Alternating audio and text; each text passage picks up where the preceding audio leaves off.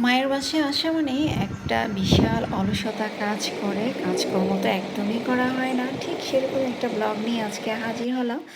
আসসালামু আলাইকুম। কেমন আছেন সবাই? যে যেখান থেকে ব্লগটি দেখছেন সবাই ভালো আছেন।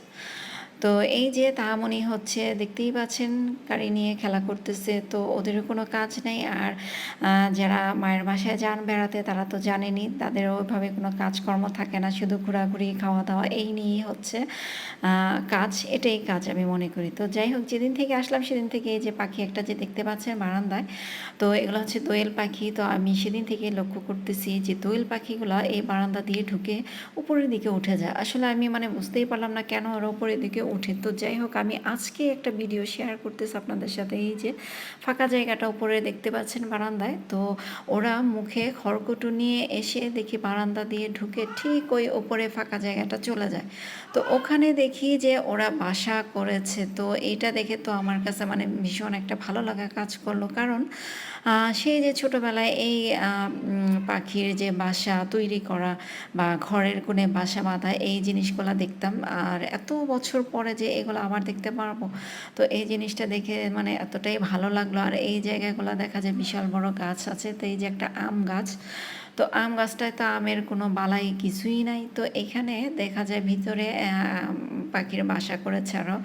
আবার আরেকটা করেছে সেদিন তো আপনাদের সাথে একটু শেয়ার করেছি। তো একটু পরে আবার সেটাও দেখাবো। তো এইখানে অনেক ধরনের গাছই আছে। তো পরিবেশটাও বেশ সুন্দর। তো আজকে হচ্ছে কিছু প্রাকৃতিক দৃশ্য যেগুলো মানে আমি খুব উপভোগ করছি। মার বাসায় এসে আমার কাছে বেশ ভালো লাগছে। আর মিষ্টি মিষ্টি একটা রোদ। এই যে পাখিটা দেখেন এখানে বসে আছে, আমি যেই ভিডিও করতেছি মানে সে আর বারান্দার ভিতর দিয়ে ঢুকতে একদমই কোনো সাহস পাচ্ছে না। তো ওই যে পাখির বাসা তো আরেকটা করে আছে ওখানে। তো প্রায় কয়েকটা পাখির বাসা এখানে দেখছি।